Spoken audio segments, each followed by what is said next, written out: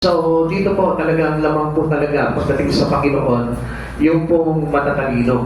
Pero, don't be misunderstand about these things, no? Kasi yung karunungan po dito, iba yung karunungan ng sanlibutan. Minsan kasi pinagkukumpay natin yun, kaya hindi natin lalo maintindihan yung mga bagay sa Panginoon eh. Kaya umiisan yung faith po natin medyo umaalagwa, kumakalas. Dahil ang ginagamit po nating pananampalataya ay yung yung karunungan na ginagamit natin, it is karunungan ng sanlibutan at hindi yung karunungan po na galing po sa Panginoon. Wise one, win. Solomon, the man who longed to be wise. Siya po mismo parang ninasa niyo po talaga na magkaroon siya ng karunungan dahil hindi niya po expected na gagamitin siya ng Panginoon bilang hari po ng Israel, ng bayang pinili ng Panginoon. At doon ipinakita niya yung kanyang kababaan loob sa Panginoon na sinabi niya kay Yahweh, Yahweh, sino ko para mamahalan ng iyong bayan? Kaya nga po, so ang Lord medyo talagang naantig yung puso po ng Panginoon, kaya ang Diyos po mismo nag-offer sa Kanya. Okay, bago po natin tingnan po yung mga bagay ngayon, medyo ito muna po yung pakyaw po natin. God offered King Solomon whatever he wanted. So, nagtanong po sa Kanya ang Panginoon, anong gusto mo? Humingi ka at ibibigay ko sa iyo, sabi ng Panginoon po. Now, kung sa atin po, how would we respond to such gracious offer? Kay Solomon po, Solomon asked for wisdom to lead his people. So, alam niyo po ba kung anong hiniling po ni Solomon po dito? A knowledge or wisdom. Wisdom to serve the people of God. Amen. Alam niyo po, napakahalaga po kasi ganito. Bibigyan ko po muna kayo ng konting hapyaw lamang po kung ano po yung pag-aaralan natin. Ang karunungan po, kapag tinanggap natin, galing sa Panginoon, ang nagiging bunga po nito is to serving God. Amen. Kaya nga po, lahat ng mga marurunong na pinagkalooban ng Diyos ng karunungan, naglilingkod sa Panginoon yan. Walang marunong na nanggaling sa Panginoon, walang karunungan na galing sa Panginoon na hindi ginamit para sa Panginoon. At kung hindi mo man gagamitin yun, halimbawa, binigyan ka man ng Panginoon para magkaroon ng karunungan at hindi mo ginamit po yun for the glory of God, mangyari po na baka sa iba po natin magamit yon at maging kalaban pa po tayo ng Panginoon. Kaya we better choose to use this as our service to the Lord. Amen. Kaya lagi po natin tandaan po yun. Kailangan po natin yung karunungan na yun para paglingkuran ng Panginoon. How would we respond to such a gracious offer? Solomon asked for wisdom to let his people. Pinakita po dito na gusto niya talaga na paglingkuran talaga ang mga kababayan niya na Israel, dahil ito yung pinili po talaga ng Panginoon. Ang ibig sabihin po nito, gusto ng Diyos talaga sa atin po talaga. Kaya po tayo kung minsan makikita po natin not only the wisdom that coming from God, even their blessing. Na kapag tayo pinagpapala ng Panginoon, gusto ng Panginoon, ginagamit po natin yung blessing na yun for the glory of God, Amen. for our service to Him. Amen. Kaya nga, huwag tayo magmimitis sa mga bagay na yun, at huwag po natin gamitin sa anumang bagay yung mga pinagkaloob ng Diyos sa atin, dahil He is the author of everything in us. Kaya it is better to return it back, our worship, to our Christ Jesus. Amen. Sabi po ng unang hari, chapter 3, verse 5, kinagabihan samantalang siya'y naroon pa sa Gibeon, sa may Gabaon, nagpakita sa kanya si Yahweh sa isang panaginip at tinanong siya, ano ang gusto mong ibigay ko sa iyo? Sabihin mo, wika sa kanya. So, our God is a gracious God. Amen. Ang Diyos po talaga ay talagang sagana po talaga sa biyaya po ang Panginoon. Kaya lang, kumisan po, yun nga po, kadalasan marami po sa atin, pinagkakalooban tayo ng Panginoon, pero hindi natin nagagamit for the glory of God. Kaya instead to return our gratitude to Him, anong nangyayari pa po? Tayo po mismo nagiging enemy to God. Bakit po? Paano po nangyayari yun? Kasi gusto talaga ng Lord, every one of His people should serve God. Amen. Kailangan na tayo po mismo maglingkod tayo sa Panginoon. Amen. Wala pong isa sa atin na tumanggap po sa Panginoon, tumanggap ng kaligtasan, and then hindi ito magre-resulta ng gawa natin sa Panginoon. Although, marami po nagsasabi na kapag ka yung salvation po natin is based on faith in Christ Jesus, plus dinagdagan natin ng gawa, it is false already, false gospel po yun. Pero hindi po ganito po yun, ano po? When we receive something to God, in return, para sa pagpapakita po natin ang pasasalamat natin sa Panginoon, ginagawa po natin yun, ginagamit po natin yun, para parangalan ang Diyos sa buhay natin. Amen. Okay, huwag na po tayo dun sa mga bagay, yung buhay na lamang po natin. Ang buhay po natin is kaloob ng Diyos. And we must learn that we know and we have a knowledge na ang buhay po talaga natin ay galing sa ating Panginoon. Amen. Kaya nga, tingnan niyo po ito sa mundo po natin, meron tayong mga dalubhasa, meron tayong mga matatalino, no? Meron tayong mga, kumagay parang mga siyentipiko na kung saan tinitwist nila, pinepervert po nila yung bagay na yon. Bakit? Because they don't want to bring it back to the Lord. Amen. Gusto nila na sa iba maibaling. Kasi minsan ang tao rin po, kapag yung kanyang karunungan ay hindi galing sa Panginoon, ito po yung bumabaga sa karunungan ng Panginoon. Kaya nga, it's better to bring it back the glory to our Christ Jesus. Kaya anumang bagay na meron po tayo, ano po, binabalik po sa Panginoon yan, hindi po pinagdadamot yan. Dahil ang Diyos ang nag-o-offer po sa atin. Amen. Lahat ng kayamanan na meron po tayo, lahat ng kalakasan, lahat ng karunungan, galing po sa Panginoon yan, na marapat lamang po na gamitin natin in return to God our service for Him. At huwag po natin ipagkakain po yan. God answered Solomon's prayer. Solomon was given a wise and understanding heart. So binigyan po si Solomon po dito na kung saan karunungan at pangunawa na nagmumula rin po yan sa puso ng ating Panginoon. He also promised riches, honor, and long life. Tingnan niyo kung mapapansin po natin dito, humiling po si Solomon ng bagay na kung saan kailangan niya lang para mapangasiwaan at mapaglingkuran ng Panginoon. Pero ang Diyos is a gracious God. Amen. Tandaan natin, mabiyaya po talaga ang Panginoon na ito. At hindi tayo pagkukulangin. Hindi yan katulad nung iniisip natin na baka hindi naman ako pagpalain ng Lord. Baka mamaya iwanan ko itong mga bagay na ito, pero baka hindi naman ako balikan ng pagpapala ng Panginoon. Hindi po totoo po yan. Because God, our Christ Jesus is gracious God. Tandaan po natin yan. Sobrang magpala ang Panginoon po sa buhay po natin. Especially those who are, His faith is truly in Christ Jesus. Na kapag talagang ang kanyang pananampalataya ay kay Kristo, hindi doon sa pansarili niya lamang kung lakas, I tell you, hindi ka magkukulang sa pangangailangan mo sa Panginoon. And in extent to it, makikita pa po natin, ano pa po yung ibibigay sa atin. It is also the promise to Solomon, the riches, honor, and long life. Amen. Kaya kung mapapansin natin, sumasagana yung buhay mo. Hindi man ganun kasagana, pero makikita mo parang payapa-payapa yung buhay mo. Hindi ka nagkukulang sa mga bagay-bagay at makikita mo na talagang yung covered tayo ng protection talaga ng Panginoon sa buhay natin. Solomon didn't ask God things in favor to His personal needs only. Hindi doon sa kanyang personal na pangangailangan lang. Siguro kung tayo po yun, marahil pagka tinanong ka ng Lord, sige, umiling ka. Kung anong ibig mo, bibigay ko sa iyo. Baka ginawa nating genie si si Jesus. Baka mamaya ginawa nating isang magical, karakter ito si Jesus na sige, bigyan mo ng sports car. Yung wala pang katulad dito sa Pilipinas. Bigyan mo ako ng mansion na bahay. Bigyan mo ako ng aeroplano. Baka ganun yung mga hiniling natin. It's all for our personal intentions only. Pero kahanga-hanga kasi ang isang tao na nagpe-praise sa Panginoon na hindi humihingi ng para sa kanya, kundi ang hinihingi niya ay para sa kapakanan ng iba. Amen. Kaya mga kapatid sa Panginoon, alam niyo po ba, a wise person, hindi po yan inuuna ang sarili, kundi inuuna yung mga bagay sa Panginoon. Tandaan po natin yung bagay na yun. Okay, 1 Kings chapter 3, verse 12 to 14. Ibibigay ko sa inyo ang hiniling mo. Bibigyan kita ng karunungan na walang kapantay, maging sa mga nauna o sa mga susunod pa sa iyo. Ibibigay ko rin sa iyo ang mga bagay na hindi mo hiningi, kayamanan at karangalang hindi mapapatayan ng sino mang hari sa buong buhay mo. Grabe. So, what a gracious God. Kaya nga alam nyo, kapag nakilala mo talaga ang Panginoon, ibig sabihin niya marunong ka. Pagka inuna mo ang Diyos sa buhay mo, ibig sabihin nun, meron kang karunungan ganap na binigay sa iyo ang Panginoon. Amen. Kapag pinaglingkuran mo ang Diyos sa buhay mo, ibig sabihin po niyan, may karunungan ka na nagmumula sa Panginoon. Amen.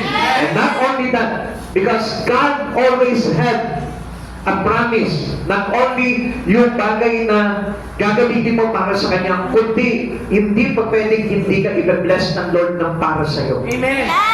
Pagka kasi ang isang tao humingi sa Panginoon ng mga bagay para lamang sa Kanya, minsan hindi sapat ang ibibigay sa iyo ng Lord. Because God doesn't wanted you to be greedy. Amen. To be a selfish one. Amen. Ayaw ng Diyos po yun. Pero, kapag ka humingi ka ng isang bagay, usually, halimbawa, hiningi mo yung kaligtasan, hiningi mo halimbawa yung kagalingan ng iyong kapitbahay. Baka mamaya, alam nyo, hindi lang yung kapitbahay mo ang pagagalingin, kundi maging yung sa pamilya mo, iingatan ka by His divine protection para manatili sa iyo yung good health. Amen. Ganun po ang Lord magbigay. Ayaw kasi ng Lord na humihingi tayo selfishly. Ayaw ng Lord, Lord, pagpalain mo yung negosyo mo. Lord, pagpalain mo yung hanap buhay mo. Ayaw ng Lord po yung gano'n. Because He doesn't want us to be greedy. Ayaw ng Lord na maging sakit tayo. Ayaw ng Lord na maging selfish tayo. Gusto ng Lord yung maging cheerful giver tayo. Kaya nga mapapansin natin, ano po, marami mga Kristiyano medyo parang pag-usapin, pagbibigay na po, ano po, parang medyo nahihirapan po, sumisikip yung dibdib po natin, ano? Bigayan na naman yan, oo.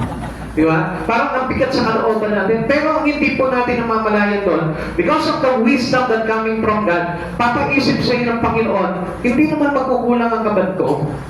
Because I know that whatever I give to God, it will return into me multiplied or multiple. Alam po natin yun because we have the knowledge or wisdom that coming from God. Wala tayong ibibigay sa Panginoon na hindi niya itutumbas sa atin ng higit pa sa pangangailangan natin. Alam niyo mga kapatid sa Panginoon, kaya lang po kasi na hindi natin makita talaga yung pagiging gracious ng ating Panginoon. It is because of our lack of wisdom. Wala tayong karunungan. Kaya nangihinayang tayo sa mga bagay na ibibigay natin sa kapwa natin for the glory of God. Ibibigay natin sa church natin for the glory of God. Ibibigay natin sa mga tao na less fortunate for the glory of God. Minsan nangihinayang tayo doon sa mga bagay na yun. Why? Kasi wala nga tayong kaalaman. Kaya nga maraming taong madamot. Bakit? Kasi hindi nila alam yung kanilang ibibigay sa kapwa nila ay parang sa Diyos nila ginawa yun. Nung ako'y hubad, binihisan ninyo ako. Nung ako'y may karamdaman, ako'y dinalaw ninyo. Nung ako'y nakakulong, dinalaw ninyo ako. Nung ako'y nagugutom, pinakain ninyo ako. Ginawa natin iyon sa Panginoon. And that was the wisdom that given to us for us to be understanding everything in the Lord. Amen. Alam nyo, kaya hindi natin maintindihan yun, kaya maraming tao madamot pa rin pagdating sa Lord eh. Because yung pong talagang kaalaman, hindi nila matanggap-tanggap sa Panginoon because of their selfishness. Because of their selfish ambition. Gusto lang nila yung para sa sarili lang nila. Verse 14, at kung mamumuhay ka ayon sa aking kalooban, listen, kung susundin mo ang aking mga batas at mga utos tulad ng ginawa ng iyong amang si David, pagkakalooban pa kita ng mahabang buhay. Sobra-sobra. Talagang pulpak pag na-bless ng Panginoon. Hindi ka talaga magkukulang. Even your life will be extended. Amen. Pag nakikita ng Panginoon na talagang ang bagay na meron ka, ginagamit mo for the glory of God, He will extend your life for God. Galing ng Panginoon eh. Hindi po talaga papayag ang Panginoon na siya po yung may utang na loob sa atin. Amen. Kundi kapag halimbawa, nagbigay ka halimbawa sa Panginoon na Lord, isang tasang adobo. Papalitan ng Diyos yan, hindi at isang tasang adobo, kundi papalitan niya ng Lord ng isang buong lechon. Ganon magpala ang Panginoon because He is a gracious God. If you know that. But if you won't, I tell you, hindi mangyayari yung bagay na yun. Ang Lord is God of multiplication. Amen. And we must know that. Kapag kami karunungan tayo mula sa Panginoon, alam natin yun, hindi tayo magkakait sa Panginoon dahil ang sarap mag-invest talaga sa Panginoon. Kahit na itoto mo yung kayamanan mo sa Panginoon, ang Lord mismo, hindi papayag na maubusan ka ng para sa iyo. At alam niyo po ba, ang Panginoon, hindi lamang yung binigay mo, ang ibibigay niya sa iyo, ang ibabalik niya sa iyo, kundi higit pa doon sa mga bagay na yun. Kasi alam nyo, hindi naman po katulad ng tao ng Diyos eh. Ang Diyos po, kapag ka nagbigay, He wants you to be satisfied. Gusto ng Diyos na ito, masatisfied ka doon sa ibibigay niya sa iyo. Kaya lang kung minsan, kaya hindi po tayo masatisfied sa binibigay ng Lord kasi hindi pa siya satisfied sa mga bagay na natutunan mo pagdating sa Kanya. Kaya nga, if you are willing to have this wisdom from God, I tell you, ito rin po yung magagamit natin para sa ating pamumuhay.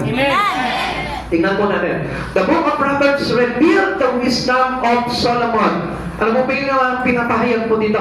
Here is a guidebook for gaining and using wisdom. Para sa ano? Para sa pamumuhay din natin. Amen. Para sa mga bagay din natin, sa pagharap natin sa Panginoon, sa pamumuhay natin ng may Diyos, sa pamumuhay natin ng masagana, sa pamumuhay natin ng matuwid. Para na sa ganun, hindi po tayo mapahamak at magkulang sa buhay na ito. We need the wisdom of God to lead winning lives. Kasi gusto talaga ng Lord na kayo po na mananagumpay. Amen. Kaya nga kung mapapansin natin, many Christians didn't get their victory. Bakit po kaya? Ano po kaya ang problema po doon? Because of their lack of wisdom. Wala yung talagang karunungan kung bakit hindi nagtatagumpay. Kaya still now, parang kapos ka pa rin sa buhay. Still now, parang kulang ka pa rin. Still now, parang hindi ka pa rin masaya. Still now, parang meron pa rin namimiss sa buhay mo. Alam niyo kung bakit? Because we didn't know and we didn't understand a lot of things that teach to us by God. Yung mga bagay na ituturo sa atin ng Panginoon until now, hindi pa rin natin nauunawaan. Kaya hindi pa rin po nagmumultiply, sumasagana yung pagpapala ng Diyos sa buhay natin. Even now, in the time that we give to God, and then, ano mangyayari po doon? Also, we reap a little time from Him. Amen. Kaya nga, if you choose to give your life to God, alam mo po ba, ang Diyos ang bahala sa iyo. Amen. At kapag ang Diyos ang bahala sa iyo, hindi ka magkukulang sa sobra ka. Amen. Amen. Amen. At yun yung karunungan na gusto na maibigay sa atin ng Panginoon na halos ayaw naman tuklasin ng tao po yan dahil ayaw nga nila lumapit sa Panginoon. They don't want to read the Bible. They don't want to read the book of Proverbs. Kaya nga, nung inaral ko ba ito, sabi ko sa Lord, basahin ko ulit ng buo yung kawikaan. Hindi lang yung kawikaan, buo, lahat. Alam niyo, ang sarap kasi dahil bibigyan ka ng wisdom ng Lord, papasaganahin niya yung buhay mo, at hindi lang yun, pati espiritu mo, sasagana. Kaya tingnan niyo, until now, marami pa rin mga Kristiyano, hanggang ngayon, ang konti pa rin ang panahon sa Lord. Ang konti pa rin ang binibigay nila sa Panginoon. Ang konti pa rin ang part nila sa puso nila ang Panginoon. Kaya nga kung minsan, alam niyo po, kulang na kulang tayo sa Panginoon because we don't know God. Hindi natin kilala talagang todo ang Panginoon sa buhay natin. Dahil if we know God and we are taking the wisdom that is given to us by God, alam niyo, hindi tayo magkakait sa Lord eh. Hindi natin pagkakaitan ng panahon ng Panginoon. Baka mamaya naging mo pinupuntahan ng Panginoon. Alam niyo, nung minsan nga po, nung nandun po kami sa bahay po ni Mayor, noong mga panahon na yun, sabi ko, grabe yung tao, puntahan dito. Ano yung kailangan nito? Yung iba nanghihingi ng gamot, sa hospitalization, ng konting tulong, ng mga ganito. Hindi lumalapit sila sa Panginoon, kay Mayor. Alam niyo po, ang naisip ko doon, alam niyo kung may ang tao, may karunungan talaga na galing sa Panginoon, hindi tao ang lalapitan nila, kundi ang Diyos. Dahil ang Diyos is a gracious God. Sagana talaga sa pagpapala ang Panginoon. Samantalang ang tao, lalapitan natin, bibigyan ka ng isang tulong yan. And then, if you return, hindi ka nang tutulungan yan. Kaya nga, yun yung na-adapt natin mga tao. Pero ang hindi natin alam, yung prinsipyo ng isang farmer. Amen? Alam niyo yung prinsipyo ng isang farmer? Kaya yumayaman ng isang farmer dahil masipag siyang magtanim. Amen? Hindi naman. Alam niyo, meron nga po dito, di ba? Meron first crop, second crop, and then third crop. Hanggang doon lang. Pero alam niyo, ang masipag na farmer, lumalagpas pa doon. Hanggang pwede siya magtanim, magtatanim siya. Bakit? Kasi mas maraming tanim, mas maraming ani. Amen. At yung bagay na yun, prinsipyo ng Diyos yun. Whatever we sow, we reap. Amen. Ang sabi sa atin ng Panginoon, if you give sparingly, pag nagbigay ka ng kukonti, pag nagbigay ka ng sagana, ganun din po yung aanihin po natin. Amen. Kaya nga ang gusto talaga ng Lord, a cheerful giver. Pag sinabing cheerful giver, ibig sabihin yan, meron siyang galak sa puso na magtanim dahil alam niya yung karunungan ng Diyos na bumubuhos, yung pagpapala ng Diyos sa buhay ng isang taong marunong magbigay at magpuri at gumanang sa Panginoon. Amen. Kaya nga nagtatagumpay ang isang buhay dahil meron siyang karunungan na galing sa Panginoon. Alam niyo, kung Kristiyano ka, huwag mo sayangin ang pagiging Kristiyano mo. Dahil ang pagiging Kristiyano natin, kailangan nagtatagumpay. Hindi tayo nagpa-lockdown palagi. Hindi yung bagsak palagi ang buhay natin. Makikita mo, ang tagal mo ng Kristiyano, pero wala pa yata nangyayari sa buhay mo. Hindi ka pa yata natuwa sa biyaya ng Diyos sa buhay mo. Pero alam niyo mga kapatid sa Panginoon, kaya hindi tayo natutuwa sa mga pagpapalang binibigay ng Lord because hindi natin alam yung karunungan na dapat tanggapin natin sa Panginoon. Unahin mo na magkaroon ka ng karunungan mula sa Diyos. At kapag natutunan mo yung bagay na yun, yun yung bagay na maglalagay sa iyo ng kaunawaan para maintindihan mo kung ano yung bagay na tinuturo sa iyo ng Lord. Amen. Alam niyo, natatandaan ko po nung araw no, sa amin po sa Valenzuela, yung church po namin doon, bago pa lang kami. Sabi ko, bakit ganito? Pagka ang pastor namin nagsabi na magbigay tayo, pag sinabi niya, lahat tayo magbibigay, sunuran naman po kami. Lahat kami talaga nagbibigay ng walang pag-aalinlangan. Alam niyo, mga kapatid sa Panginoon, ang pinagtataka po natin dito, ngayon sa panahon po natin, wala nang kagalakan sa puso sa pagbibigay sa Lord. Always remind God into us. Amen. Na sinasabi sa atin ng Panginoon, He wants those cheerful giver. Amen. Yun ang hinahanap ng Panginoon. Amen. Kaya kung mapapansin po natin, alam nyo, takot na takot tayo na magbigay, maglabas ng mga bagay para sa personal natin, para sa Panginoon. Pero ang hindi mo alam, God is a gracious God. Amen. Kung yung kaligtasan mo nga, nagawa ng Panginoon yun eh. Yung pagpalain pa kaya ang buhay mo. Amen? Amen. Malakas nga po ng amen with galak sa puso kung talagang totoo naniniwala kayo. Amen. Wala naman. Pag amen pa lang, fake pa lang eh. Wala pa rin yung galak sa puso. Uy, inuutulang tayo dito, pastor, na bahala kayo. Basta ako nagtuturo po ako sa inyo regarding doon sa natutunan ni Solomon sa oras po nito. Okay? What is book of Proverbs give us as a Christian? Ano po ba yung aklat po ng kawikaan na maibibigay sa ating mga Kristiyano? Okay, for our knowing. Unang-una, the purpose of Proverbs is to teach the wisdom of God. To teach you the wisdom of God. Alam niyo, di ba sa eskwelahan, nag-aaral tayo mabuti, ano po? Sa pag-asa natin, na pagdating ng araw, nakagraduate ako, meron ako magandang trabaho.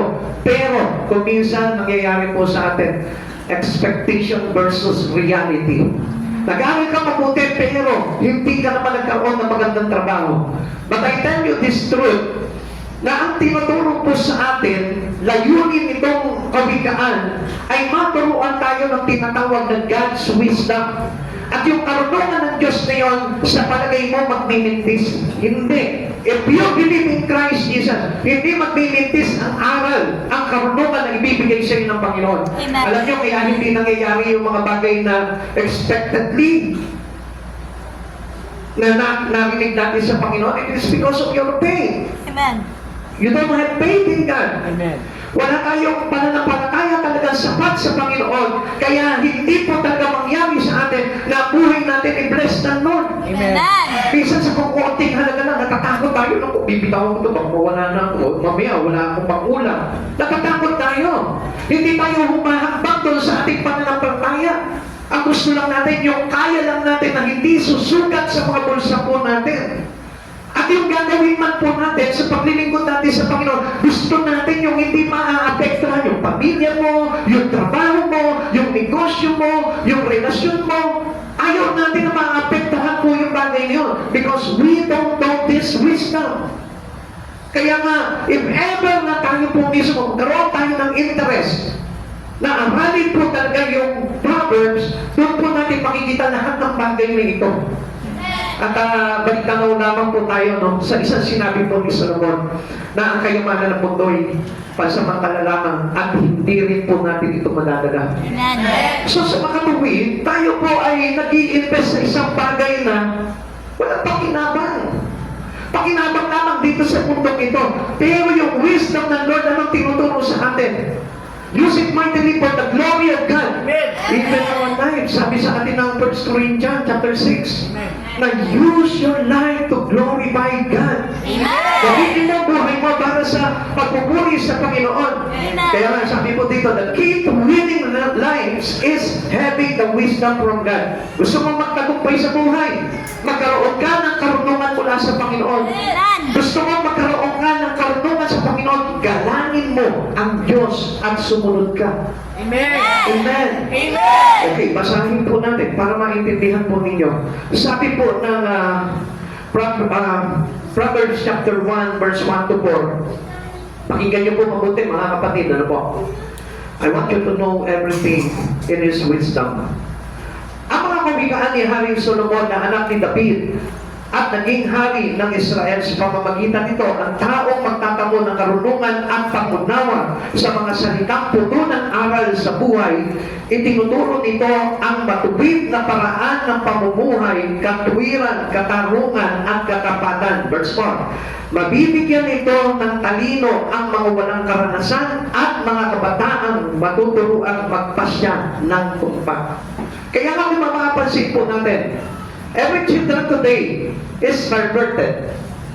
Bakit po sinabi ko perverted? Kasi yung kanilang kaalaman, yung kanilang mga desisyon, yung kanilang mga plano ay hindi na nakatumpak ngayon ayon sa ating Panginoon. Pansinin niyo mabuti, mga kapatid, even us, sometimes, makikita natin Kristiyano na tayo pero we have not aligned. Nakadisalign tayo doon sa karunungan ng Diyos. Nakadisalign tayo sa mga plano ng Diyos.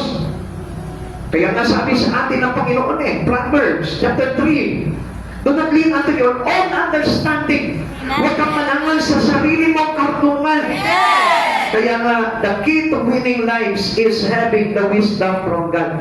Magkaroon tayo ng sapat na karunungan mula sa Panginoon. Kung minsan kasi yung karunungan lang natin, nandito lang. Yung na-adapt lang natin dito sa mundo na ito. At ano yung bagay na yun? Yung nagtitiwala tayo sa sarili nating lakas. Nagtitiwala tayo doon sa karunungan lang natin at kaalaman natin. Kaya doon tayo nagre-rely.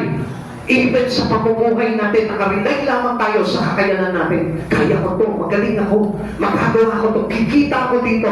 Come on! It's all up to you. Nasa sayo lang yun. Pero gusto kong malaman mo, pagkausapang pamumuhay, katapatan, karunungan, kapayapaan sa buhay at katiwasayan, o sabihin natin sa mga bagay-bagay dito sa buhay na ito, dapat mag-rely ka sa Lord. Huwag sa sarili mo dahil very limited lang ang alam ng tao. Tandaan natin, mayroon pa mga bagay na hindi natin alam sa Panginoon.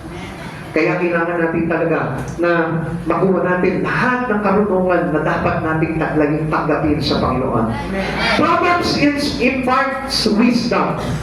Ito pong kawikaan na ito ay talagang lalagyan po talaga tayo ng karunungan. The human mind has great potential. Bakit po ba kasi nangyari po yun, no? Na ang kaisipan ng isang tao ay mayroon daw po kakayanan. Kasi bakit po? Because we are created by God into His image. Sa larawan ng Diyos. Hindi tayo kinreate sa larawan ng mga hayop. Hindi tayo kinreate kung kanino man. Kundi tayo ay kinreate ayon sa kanyang wangis. So, ibig sabihin, may kakayanan ng tao. Kaya nga, kung minsan, inabuso ng tao yung kakayanan niya at hindi siya dumipende sa kaalaman mula sa ating Panginoon. That's why, ito po si Eva at si Adan, they fall. Kaya po sila nahulog dahil hindi nila ginamit yung wisdom of God. Nag-rely sila sa sarili nilang karunungan, kaya po sila nadaya, nahulog sa patibong nito si Satan. Amen. We have been created with the ability to receive wisdom. Tayo lamang po yun. Tayo lang mga nilikha ng Diyos. Tayong mga tao. Ikaw, tayong lahat. Okay, bigyan ko po kayo ng isang idea dyan. Okay, sabihin po natin, bakit ka nandito ngayon? Ha? What is your purpose why you are here? Hindi nyo alam? Para kumain ba? Para maligo ba? Hindi po. Para magpahinga ba? Para ano? Why you are here today? Tignan nyo, hindi namin alam yata kung anong sasabihin. Ano? Nagkagulo-gulo na eh. Ha? Bakit ka nandito ngayon? Kapakinig ng salita ng Para Kapakinig ng salita. ma-enhance pa yung ating nalalaman pagdating sa Panginoon. At para ngayon, bakit mo ngayon dinadagdagan yung kaalaman mo pagdating sa karunungan ng Diyos? O nakita niyo, hindi nyo na rin alam. Dahil gusto ko lang maging marunong. Dahil gusto ko lang malaman kung anong Bible. Ganun po ba? Para ano? Para makasunod sa kalagayan ng Diyos. Ha? O mabasahin ko po ulit sa inyo, no? Para na sa ganun, may idea po kayo, no? Ito yung tinuturo ng Proverbs. Sabi po ulit ng verse 1 to 4. Ang mga kawikaan ni Haring Solomon na anak ni David at naging hari ng Israel, sa pamamagitan nito ang tao'y magtatamo ng karunungan at pangunawa sa mga salitang puno ng aral sa buhay. Itinuturo nito ang matuwid na paraan ng pamumuhay, katwiran, katarungan, at katapatan. Mabibigyan nito ng talino ang mga walang karanasan at mga kabataan ay matuturuan magpasya ng tumpak. Makita niyo po kung ano po yung purpose? Amen. Kaya tayo nandito ngayon para makinig ng salita ng Diyos. Amen. Kaya tayo nakikinig ng salita ng Diyos para magdagdag yung karunungan natin. Amen. Kaya tayo gusto natin na madagdagan yung karunungan natin para magamit po natin saan? Ha? Saan? Para magamit natin sa pamumuhay. Amen. Amen? Sa katarungan, sa katapatan. Amen? Amen. Tingnan po natin. Amen.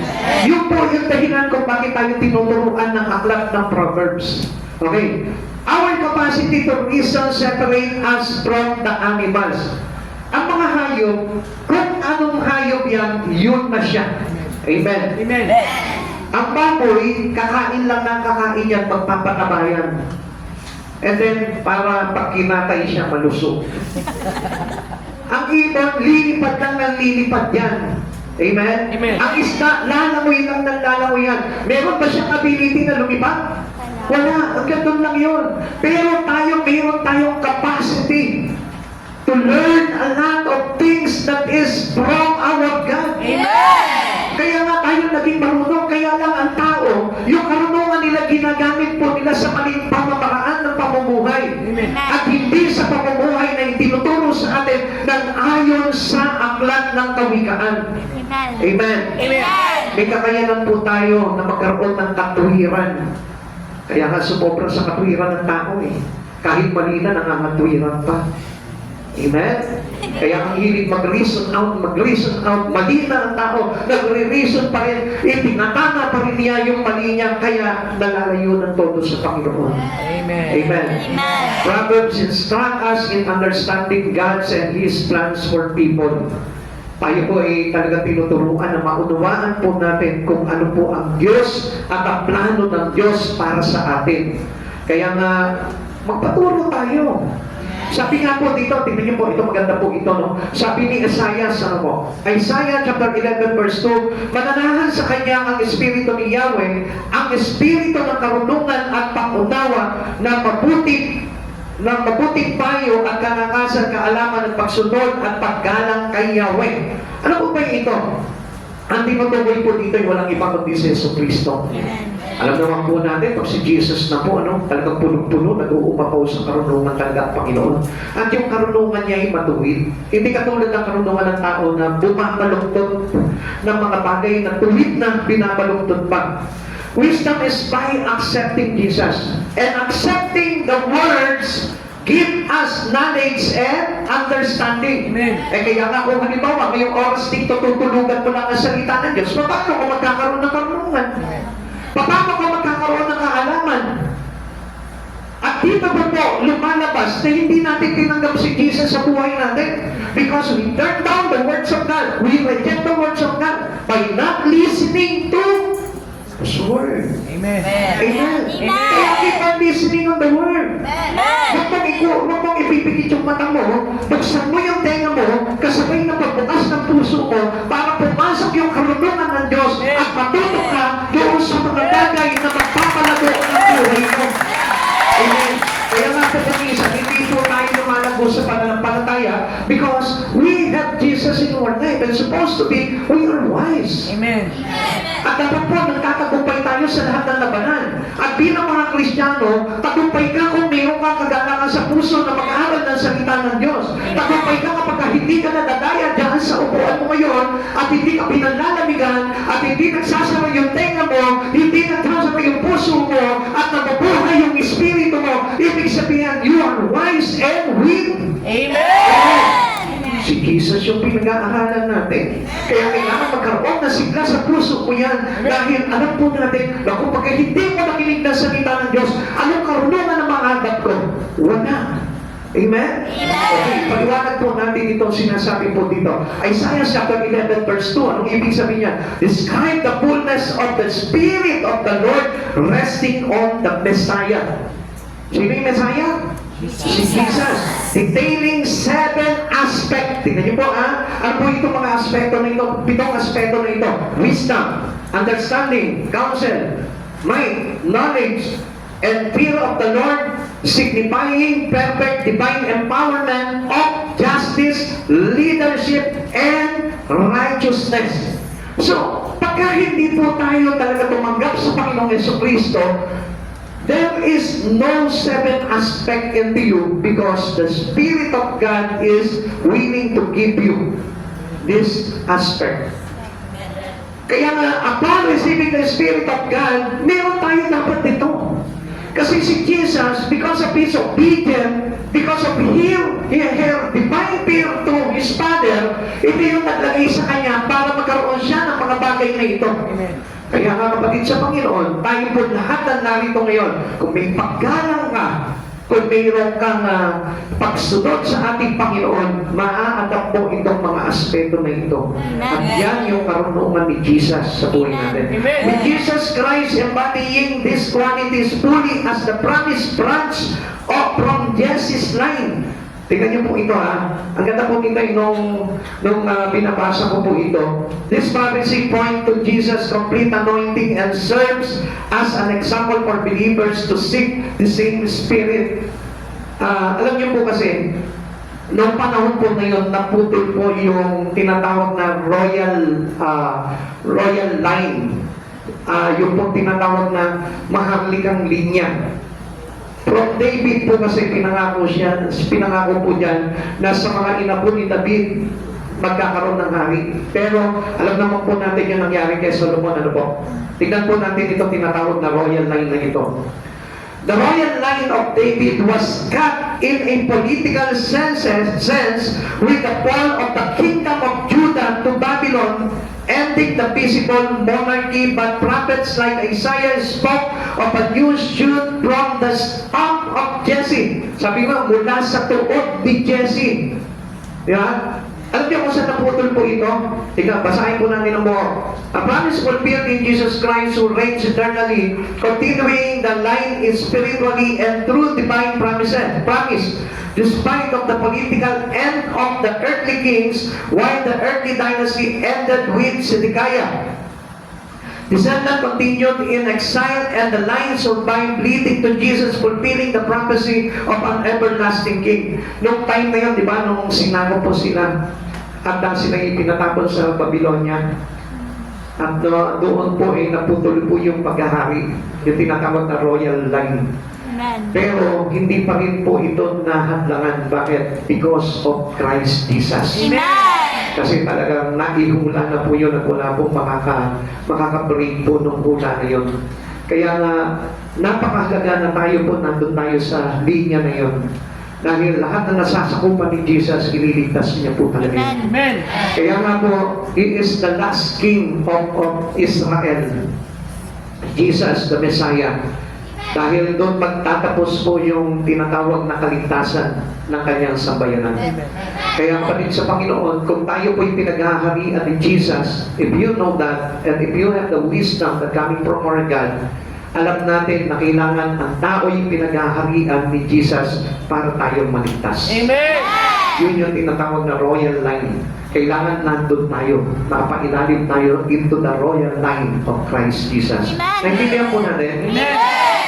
Totoo, naiintindihan po natin? Praise the Lord. Proverbs enable us to grasp the meaning of justice and fairness. Kasi galing po kay Jesus po talaga yun eh.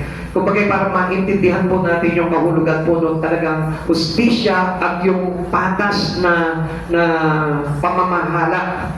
Kasi yun po yung itinuturo po sa atin ng Proverbs. Kaya nga kung mapapansin po natin, maraming Kristiyano nang po hindi nagiging patas, hindi po nagiging talaga yung hustisya nila hindi nagiging righteous. Kaya nga kapag tayo nakapag-ilalim tayo sa Panginoong Heso Kristo, magiging righteous lahat yung mga bagay na yun at magiging tama po lahat ng ating pamumuhay. Kaya nga pa din sa Panginoon, mangyayari lang ngayon if we are submitted into the wisdom of God. Amen. Kaya kung alam mo na si Yesu Kristo ang kailangan natin sa buhay na ito, hindi ka kiniban sa Panginoon. Hindi ka hihiwalay sa Panginoong Yesu Kristo. Alam mo na mahalaga ang Panginoong Yesu Kristo sa lahat, higit sa lahat ng bagay. Amen. Kaya nga, this wisdom is given us a chance to be with Christ Jesus. Kaya yung pamumuhay na itinuturo sa atin ng wisdom, ito po yung magpapalapit po sa atin sa kaligtasan sa ating Panginoong Yesu Kristo. How are these purposes being demonstrated in our life? Paano po ba natin mapapakita itong layunin na ito sa ating buhay? Alam niyo po kung paano tayo po yung kailangan na mailagay po tayo sa matuwid na pamumuhay po natin, which is according to our God, according to His counsel. Number 2, the prophet from Proverbs is understanding. Ano po ba yung mapapala po natin dito sa Aklat ng Kawikaan? Yung kaunawaan. The book instructs us in the priority of wisdom. So, ang priority po dito, magkaroon tayo ng kaalaman. Sabihin mo sa katabi mo, magkaroon ka ng ganap na kaalaman. Katulad po ng sinabi dito, Kawikaan chapter 1, verse 5-6, mabibigyan nito ng talino ang mga walang karanasan at ang mga kabataan ay may matuturuang magpasya ng tama. Sa pamamagitan nito, lalong tatalino ang mga matatalino. Tingnan niyo po ang mga kapatid sa Panginoon. Bakit ang tao humihiwalay sa Panginoon? Bakit ang mga Kristiyano minsan nadarapa nawawala sa Panginoon? Because of their lack of wisdom. Amen. Kung alam mo na ang Panginoon ang lahat-lahat sa buhay ng tao, bakit ka maghihiwalay sa Kanya? If you know that Jesus is our Messiah, our salvation, bakit ka hihiwalay sa Panginoon? Bakit ka manlalamig sa Panginoon? Bakit wala kang interest sa Panginoon?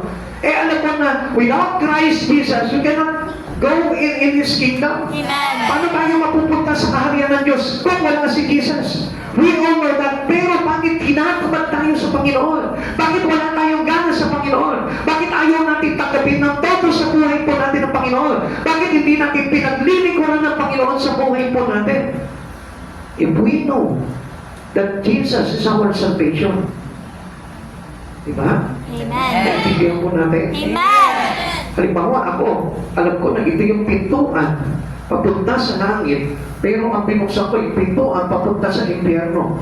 Eh di ano na nangyari? Lalo ko na. Bakit? Alam ko na ang impyerno ay kaparusahan. Samantalang ang pintuan papunta sa langit ay kaligtasan. Amen. Eh bakit yung pintuan ng impyerno ang binuksan ko? Bakit hindi ko binuksan yung pintuan ng langit? Amen? Parang ganun lamang po kasimple yung bagay niyo na hindi maunawaan ng tao. You know Jesus is the Messiah, you know Jesus is our Savior, but still, nasa yung karunungan ng tao na lang lumapit sa Panginoon. Nasa yung karunungan ng tao na kapitan si Jesus, he embraced Jesus, and yielded his life to Jesus. Bakit ayaw niyo ipayakap kay Jesus yung buhay niya?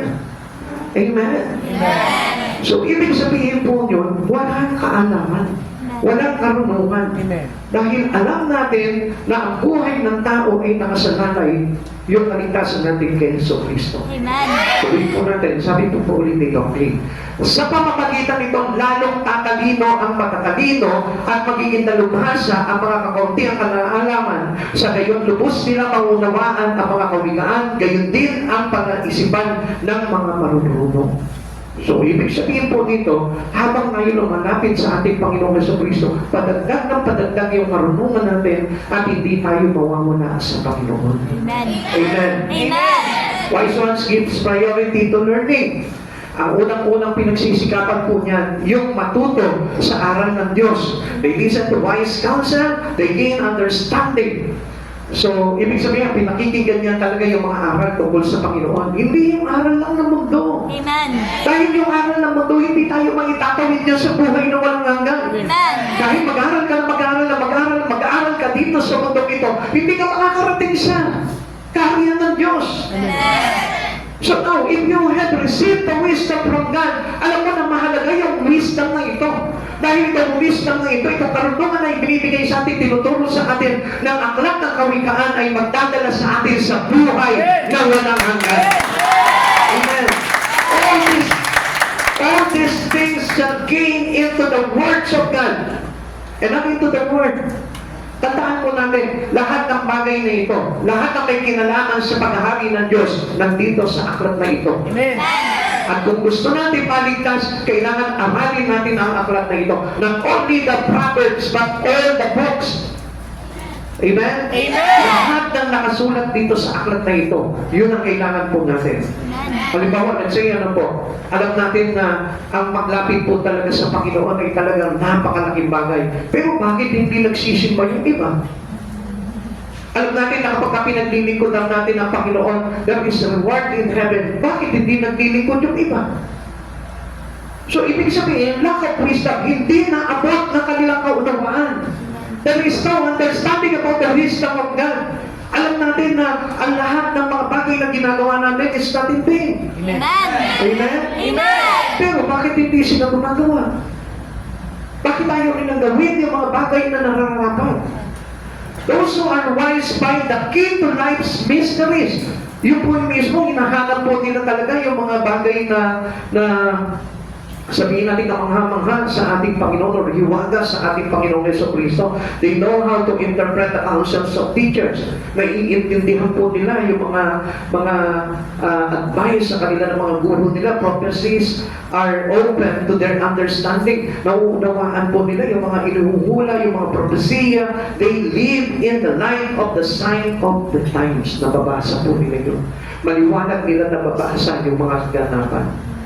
At kaya nga mga kapatid sa Panginoon, nakita niyo po ba, marami po mga Kristiyano hindi nababasa kung ano nangyayaring kaganapan po ngayon. Even in relations to Israel, wala po sila kamalay-malay. And into the whole world. Even though we are here only on mga tarid. Pero alam niyo po, dapat ang ating kaunawaan is worldwide. Amen. Amen? Amen. Ino, parang naman walang internship iba eh. Sabihin mo nga sa katabi mo, worldwide. Yan yung dapat na kaunawaan po natin. Hindi yung kaunawaan natin about doon lang sa business natin, sa trabaho na natin, doon lang sa girlfriend natin, doon lang sa pamilya natin. Wala yun doon, hindi lang doon, kundi sa mga bagay talaga sa buong mundo, yung kaganapan, especially doon sa timetable natin, which is on Israel. Amen. Kailangan alam natin yun, bakit pakialam ko sa Israel? Hindi naman ako taga-Israel. Yun nga po yung dahilan kung bakit kailangan natin ng kaunawaan. Kailangan natin karunungan. Amen. Eh, kung bakit nalaman sa akin kung magsimba ako na magsimba, kahit naman hindi ako magsimba, nasa puso ko si Jesus eh. Come on, hindi ganun po yun. Pag nasa puso mo si Jesus, hindi ka mawawala sa pagtitipon. Hindi ka mawawala sa pag-aaral. At huwag mo sabihin, nagdadasal naman ako sa bahay. Mas mainam pa ba yung bagay na yun na itinuturo ng Panginoon? So, ibig sabihin, naka-adapt ka ng ibang pagtuturo na ayon lamang sa sarili mo. Sapagkat ang itinuturo ng ating Panginoon, tinuturo sa kanyang banal na aklat, ano yun? Huwag natin kakaligtaan ang pagtitipon. Magpapakasan tayo lalo na nalalapit na ang pagdating ng Panginoon.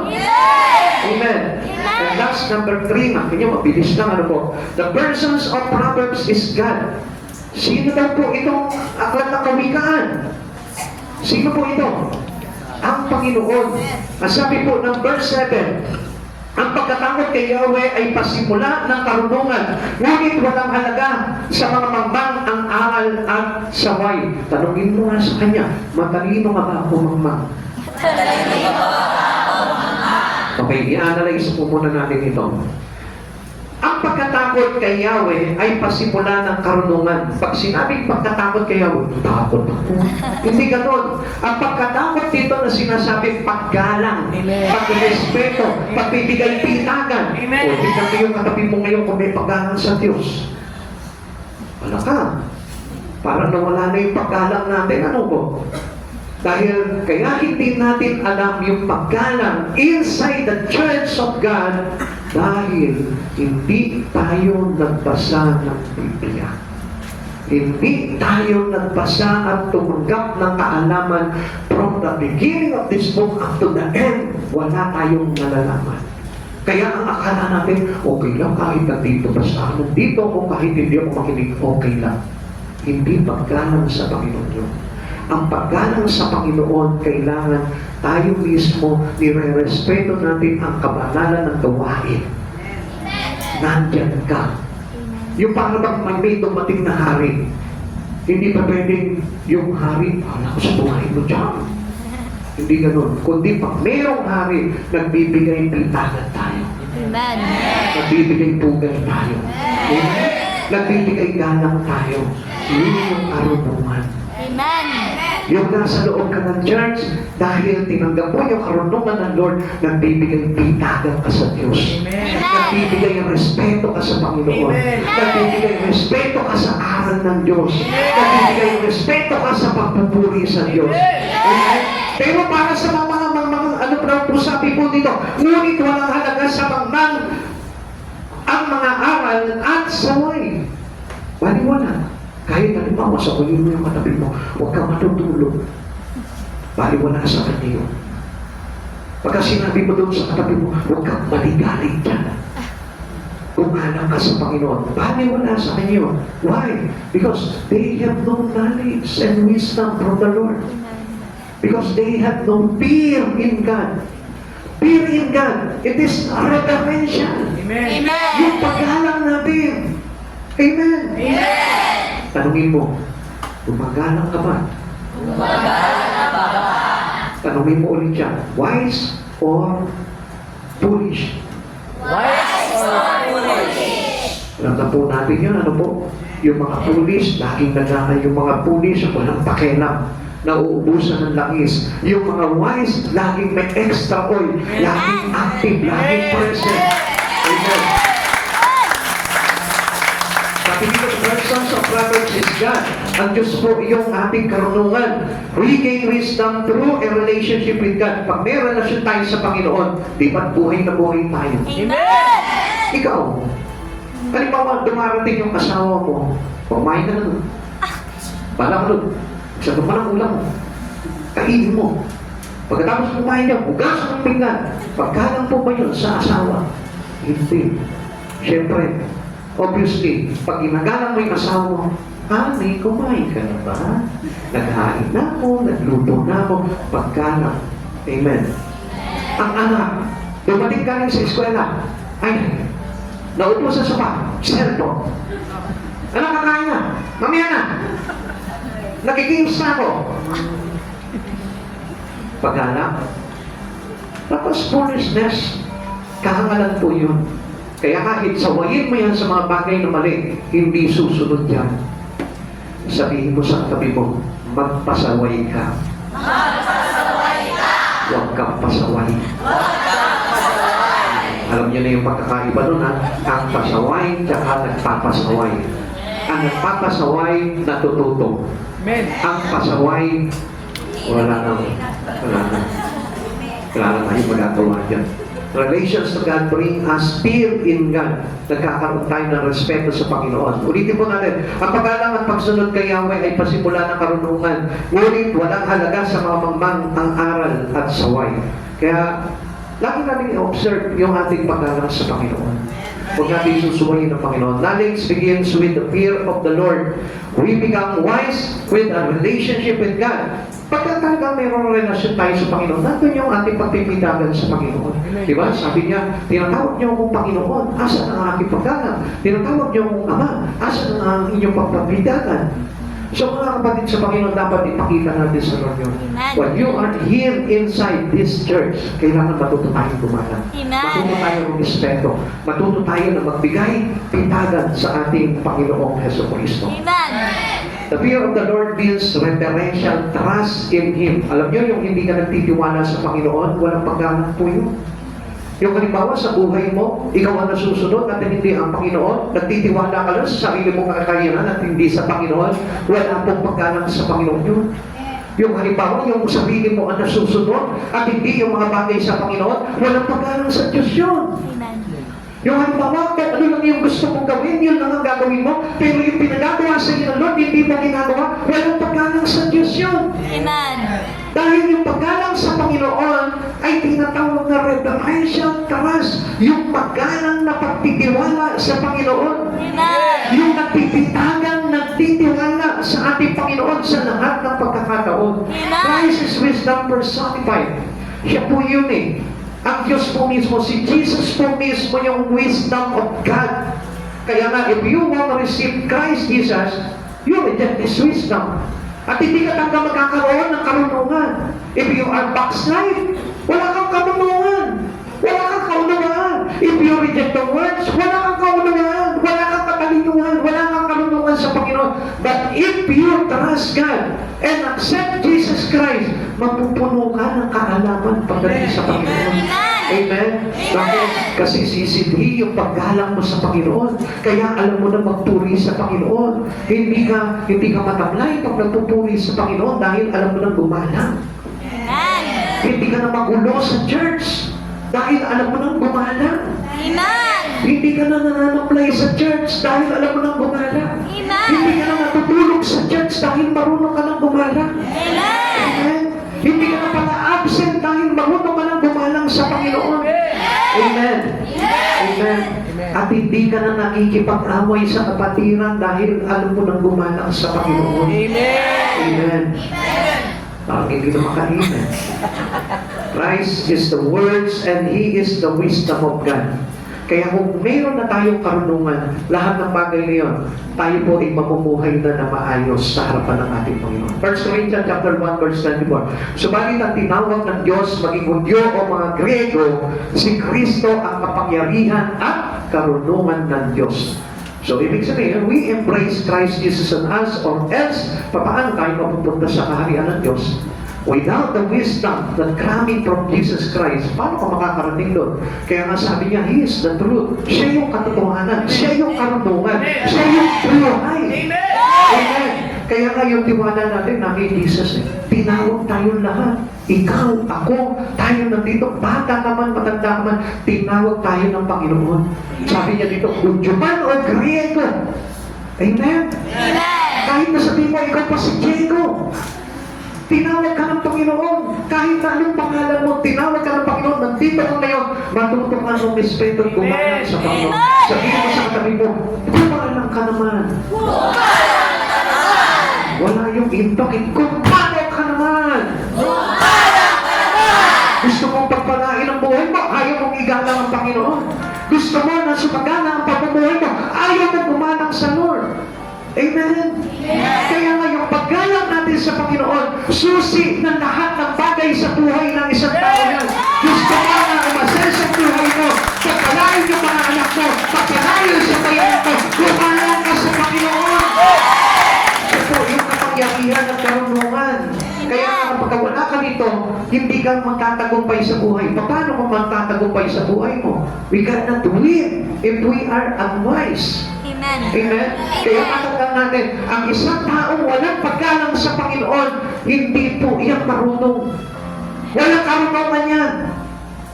Sa madaling salita, biu-biu yan. Pagdating sa harapan ng Panginoon. Yung hindi nga may respeto sa Panginoon, biu-biu yun. Amen? Amen. At hindi lang basta biu. Bad odor, B.O. Amen? Kasi kayo kung anong iniisip nyo eh. Mabaho ang amoy pagdating sa Panginoon kapag ka hindi gumagalang sa Lord. Amen? Oh, kaya kapag ka-B.O. ka lang, agapan mo na. Mag-aral ka na sa Panginoon para hindi ka maging B.O. Amen? Naiintindihan mo yan, brother namin. O sino dito yung mga B.O. na? Ha? Mag-aral na kayo sa Panginoon para na sa ganun, bumangon na tayo sa harapan ng Diyos. Bumangon tayo sa Panginoon. Amen? Colossians chapter 2, verse 2 to 3. Ginagawa ko ito upang palakasin ang kanilang loob at upang mabuklod sila sa pag-ibig. Sa gayon, mararanasan nila ang ganap na pagpapala ng tunay na pagkaunawa at kaalaman patungkol sa hiwaga ng Diyos na walang iba kundi si Kristo. Sa pamamagitan na niya ay nahahayag ang lahat ng kayamanan, ang karunungan at kaalaman ng Diyos. So, kailangan natin maging matalino tayo. To win in our lives, kailangan maging matalino tayo. So, kaya nga kung hindi po natin paglilikuran si Jesus sa buhay po natin, hindi tayo tatanggap ng karunungan. Naalala ko po yung sinasabi sa akin ng isang nag-mentor sa akin. Sabi niya gano'n, brother natin, kapag ang box mo, ganito lang kalaki, ganyan lang kalaki ang ilalagay ng Lord sa iyo. Pagka ang box mo, ganyan na kalaki, ganyan din yung ilalagay ng Lord sa iyo. Kapag malaki na yung box mo, malaki na ang ilalagay sa iyo ng Panginoon. Ano po ba yung sinasabi niya po ito? Pagka malaki ang pag-ibig at paggalang mo sa Panginoon, malaki rin ang kaunawaan ibibigay niya sa iyo. Malaki rin ang karunungan ibibigay niya sa iyo. Pero kapag ang isang tao ay hindi marunong respeto sa Panginoon, kailanman pagkakaitan po yan ng Lord ng kaalaman at kaunawaan sa mga bagay patungkol sa paghahari ng Diyos. Amen. Kaya kung gusto po natin maunawaan ng lubusan kung paano tayo paghaharian ng Diyos, lakihan mo yung box mo. Lakihan mo yung paggalang mo mula sa puso mo para kay Kristo. Amen. Huwag na huwag mong babastusin ang Panginoon sa buhay mo. Do not be unrespect to God. Huwag po tayo maging panalo sa harapan ng Panginoon. People become winner if he choose to serve God. Serving God is wisdom that edifies our relation with Jesus Christ, our Savior. Mga kapatid sa Panginoon, ganito lamang po kasimple ang pagtutulong ng Panginoon. Kung nauunawaan po natin itong mga bagay nito, papapasukin po natin yung karunungan na yun dahil yun ang maglalagay po sa atin para tayong lahat ay magbunga ng mapayapang buhay, matimusay, makatarungan, at buhay na walang hanggan sa piling ng ating Panginoon. Tayo ba tayo magsitayo? Sa kabilangan, aking pagkukulang, niyayang ay patuloy. I know the Spirit of God is here. Natakoy ka ng Panginoon sa oras na ito. Wala po akong ibang ipapadalangin sa oras na ito, kundi ang bumaba ang Banal na Espiritu Santo sa bawat isa sa atin. Sapagkat ang lahat ng karunungan at kaalaman ay nagmumula sa Diyos. Alam ko na hindi ako ang makakapagturo sa inyo, kundi ang Banal na Espiritu ng Diyos, sapagkat siya yung sakdal kaalaman at kaunawaan sa lahat ng bagay na banal mula sa ating Panginoon Jesucristo. At sa oras na ito, damay mo sa puso mo. Kapag bumaba sa oras na ito, ang Banal na Espiritu ng Diyos sa buhay mo, gusto kong malaman mo, mauunawaan mo kung gaano mahalaga si Jesucristo sa buhay mo. Maraming nagsasabi na talagang totoo tumanggap sila sa Panginoon Jesucristo. Kapatid sa Panginoon, huwag kang magpapadaya. Dahil ang totoong tumanggap na sa Panginoong Jesucristo ay sinidlan na ng banal na Espiritu ng ating Panginoon. And that was our wisdom and understanding. At hindi ako naniniwala na mayroong isang Kristiyanong tumanggap sa Panginoon na wala ang Holy Spirit. Dahil hindi rin ako naniniwala na kapag ang isang tao ay may Holy Spirit sa puso niya, hindi niya lalayuan ang Panginoong Jesucristo sa buhay niya. At magiging kaganakan niya, magiging kayamanan niya, magiging lahat-lahat sa buhay niya ang Diyos na kanyang tagapagligtas na ating Panginoong Jesucristo. Dahil ang banal na Espiritu Santo ang nagbibigay ng kaunawaan sa lahat ng pagkakataon sa buhay nito. Kapatid sa Panginoon, kapatid ko po kayo sa oras na ito. Kung itong oras na ito, hindi ka marunong magpuri sa Panginoon, paano ka tumanggap kay Jesucristo na nagbigay sa iyo ng banal na Espiritu? Wisdom. Kung nauunawaan mo ang sinasabi ko, hindi papayag ang banal na Espiritu ng Diyos na mag-apply ka sa pagpag, mag-apply ka sa pagpupuri sa Panginoon, mag-apply ka sa pag-worship mo. Kapatid, patunayan mo sa harapan ng ating Panginoon na tinanggap mo si Jesucristo sa oras na ito. Do not deceive God, because you cannot deceive Christ Jesus, because He knows everything. He is omnipotent God, omniscient God, and omnipresent God. Napapasa niya yung laman ng puso mo kung wala kang gana. Napapasa niya yung laman ng isip mo kung tumatanggap ka ng aral. Napapasa niya yung kalagayan mo kung buhay yung Espiritu na Jesucristo sa buhay mo. Come on! You receive God, then you have no interest for Him. You receive Jesus, pero hindi ka nag-i-ignite sa pagpapalagay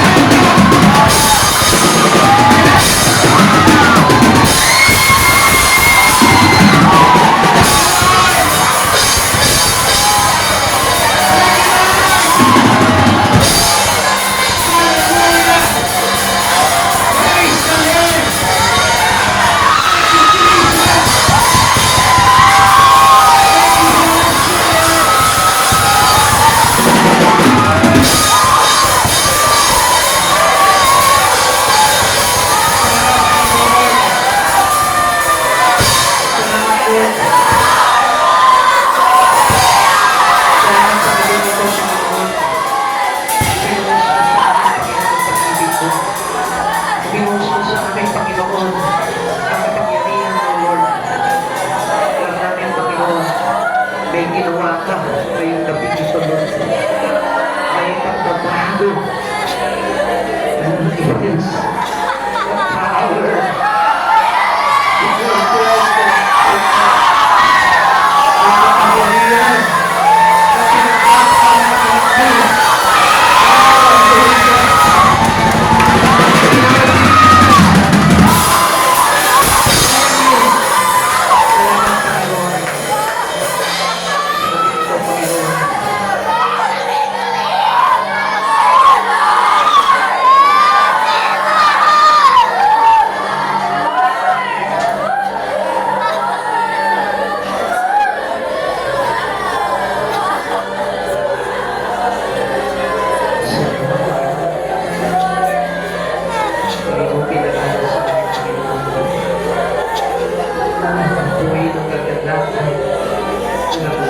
Sa puso ng lahat ng mga nating sa'yo.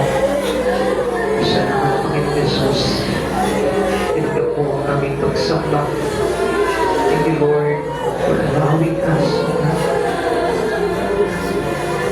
to revive our spirit. Salamat, Panginoon Jesus. Sa oras dito, Panginoon, napasalamat kami sa iyo. Sobra, Lord. Ayos ka sa bawat sa'yo. Tuot-tuot ang Panginoon. Salamat mo. We are unworthy, O God. Pero Lord, nandiyan ka pa rin. Hindi mo kami binibigo, Panginoon, sa sobra ang Diyos. You are gracious, God. Grabe sa mabibiyaya mo, Panginoon. Salamat, Panginoon. Maraming salamat. Kaya kami ibang masabi, Panginoon, hindi ang pasasalamat na humapaw sa aming mga puso sa oras nito, Lord. Not because of we have done everything materially of this world, but everything that we receive right now, Lord, about your presence, about your power and anointing, Lord. Thank you for your Spirit, O God. Sa aming Panginoon Jesus. Salamat, O God. We know, God, that it will change these things by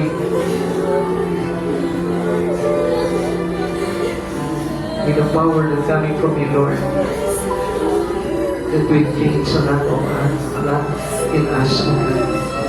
Maraming bagay, Panginoon, na magbabago sa buhay namin, Lord. Tungo sa kabanalan mo. Maraming salamat po, Panginoon Jesus. Ako kami ipagsalita na sa kanil, Lord. Salamat. Salamat, Lord. Whatever happens to us, Lord, sa oras dito, Lord, ang kanyang mga bagay na naranasan namin, Panginoon. Salamat, Lord. Thank you, Lord. Salamat, Lord.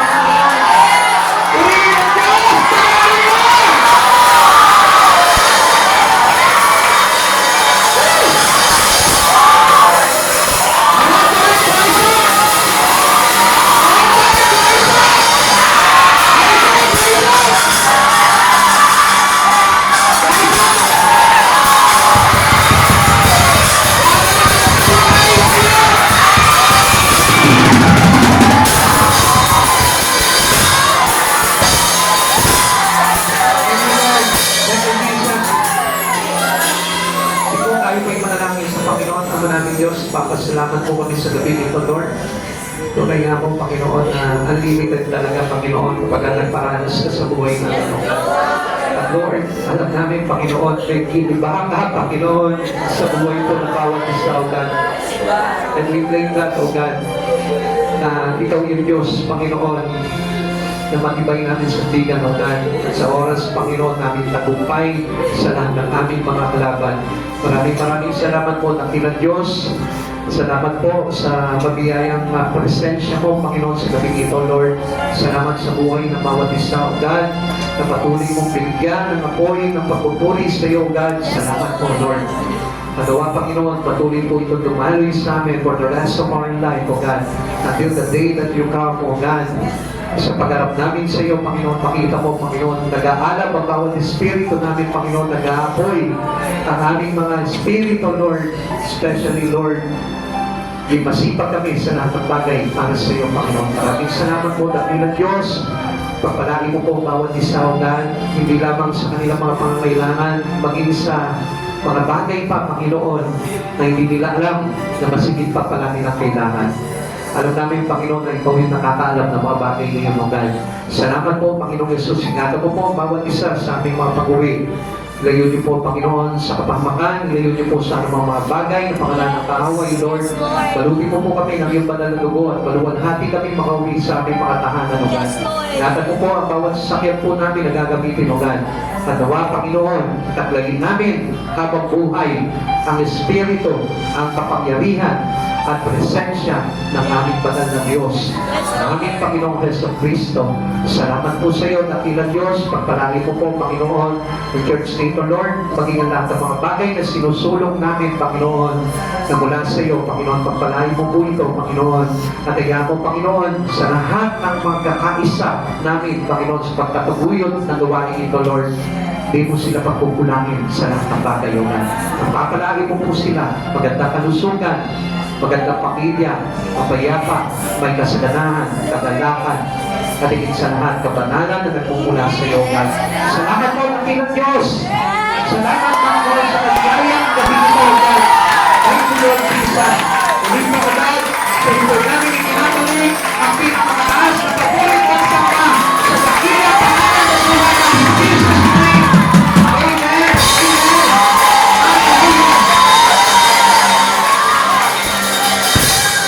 God bless you sa inyo lahat.